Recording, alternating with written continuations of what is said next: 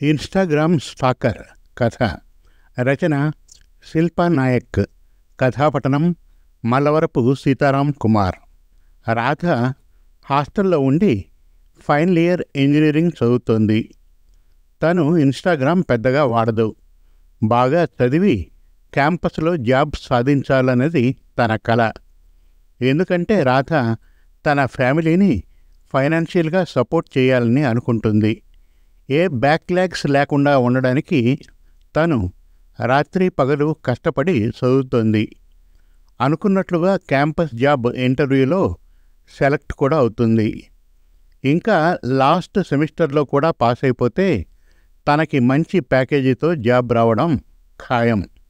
ఇదిలా ఉండగా రాధ ఫ్రెండ్ అయిన రష్మి తనకి సిలబస్ ఎలాగో కంప్లీట్ అయింది కదా, ఇన్స్టాగ్రామ్ డౌన్లోడ్ చేసుకుని కాసేపు లైఫ్ని ఎంజాయ్ చేయి. ఎగ్జామ్ డేట్ రాగానే ఇన్స్టాగ్రామ్ని తీసేసి రివిజన్ స్టార్ట్ చేయి. ఎందుకంటే జాబ్లో జాయిన్ అయ్యాక నీ లైఫ్ కోసం కొంచెం టైం కూడా దొరకదు, అందుకే అని సలహా ఇస్తుంది. ఆ మాటలకి రాధ కూడా ఆలోచనలో పడింది.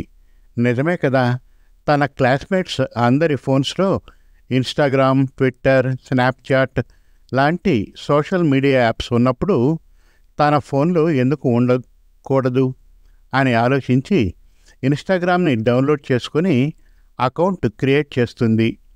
ఈ విషయాన్ని రష్మికి కూడా చెప్పడంతో తనెంతో సంతోషించి ఇన్స్టాగ్రామ్లో రాధ అకౌంట్ని ఫాలో అవుతుంది. రాధ కూడా కేవలం రష్మి అకౌంట్ని మాత్రమే ఫాలో అవుతూ అప్పుడప్పుడు మీమ్స్, రీల్స్ చూస్తూ టైం స్పెండ్ చేస్తుంది. కొన్ని రోజులు ఇలాగే గడిచిపోతాయి. ఒకరోజు రాధ క్లాస్ వింటున్నప్పుడు తన ఫోన్కి ఏదో నోటిఫికేషన్ వస్తుంది.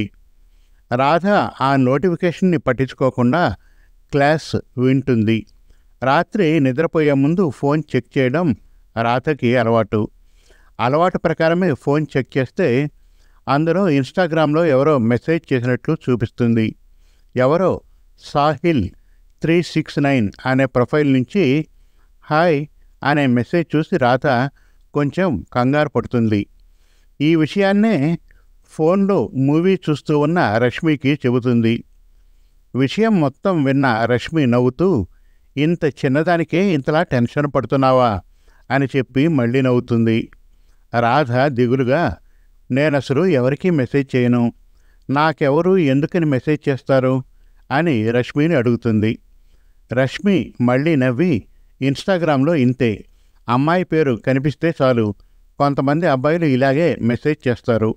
నువ్వు ఓ పని చెయ్యి, ఆ Sahil profile, follow list, posts ఇవన్నీ చెక్ చెయ్యి. నీకు ఓకే అనిపిస్తే రిప్లై ఇవ్వు, లేకుంటే బ్లాక్ చేయి. అండ్ నన్ను డిస్టర్బ్ చేయకు ప్లీజ్.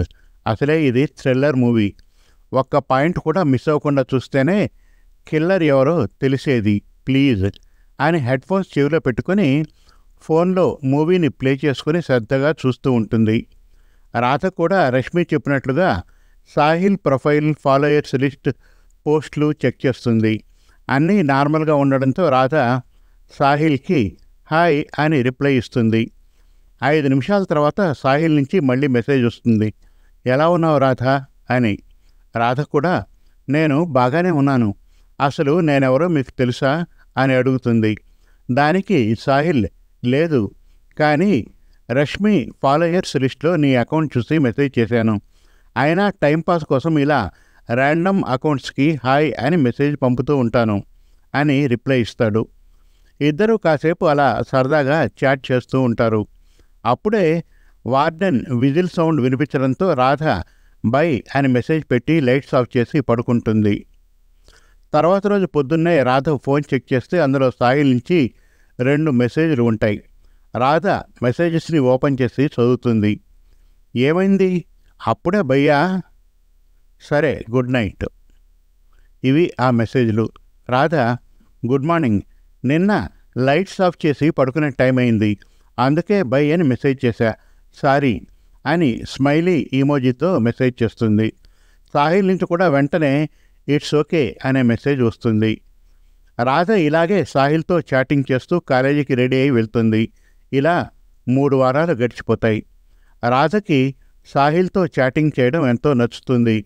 రాధ ఎప్పుడు చూసినా ఫోన్లో సాహిల్తో చాట్ చేస్తూనే ఉండడం గమనించిన రష్మి సెమిస్టర్ ఎగ్జామ్స్ రివిజన్ గురించి గుర్తు చేస్తుంది.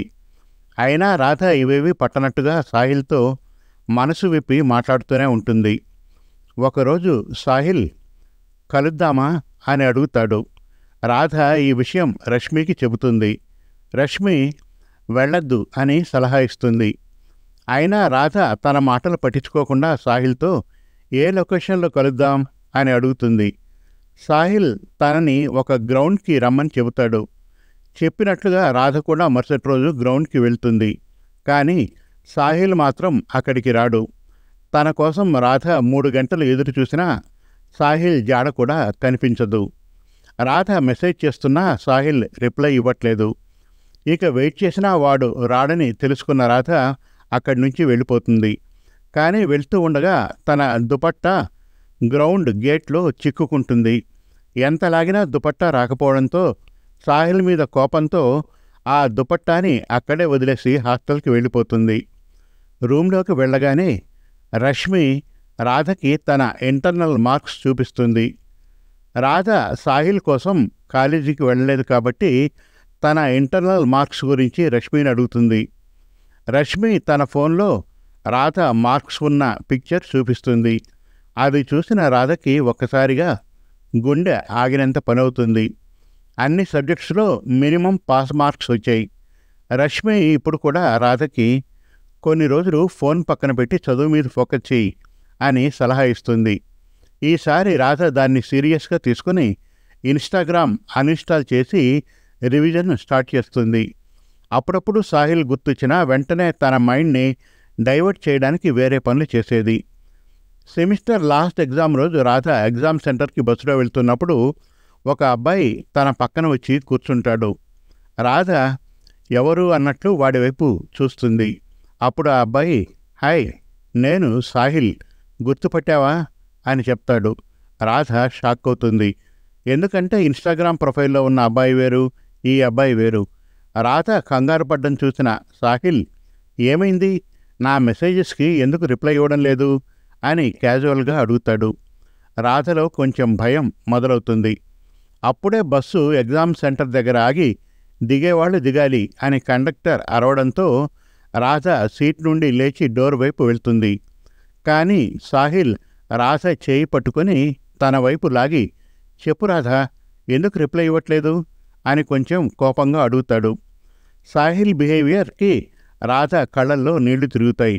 కానీ అప్పుడే రాధ క్లాస్మేట్ అయిన వంశీ సాహిల్ని చేయి వదులు అని గట్టిగా చెబుతాడు. ఇంకా ఉంది ఇన్స్టాగ్రామ్ స్టాకర్ పెద్ద కథ 2వ భాగం త్వరలో. మరిన్ని చక్కటి కథల కోసం, కవితల కోసం, వెబ్ సిరీస్ కోసం మనతెలుగుకథలు.com విజిట్ చేయండి. Thank you.